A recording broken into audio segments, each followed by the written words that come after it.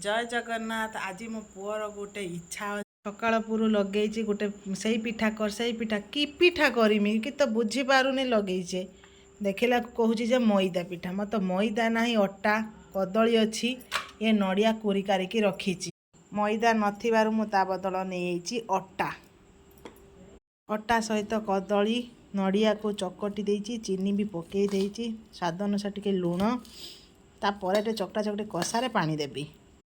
छुआ मनीष जहाँ घर जहाँ देखुची से ही झुंक लगौची करने को मत बाध्य।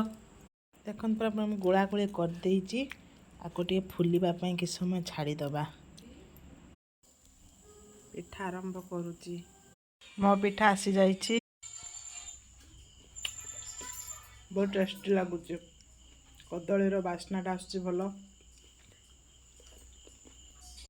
सब्सक्राइब करने को जमा भी भूल।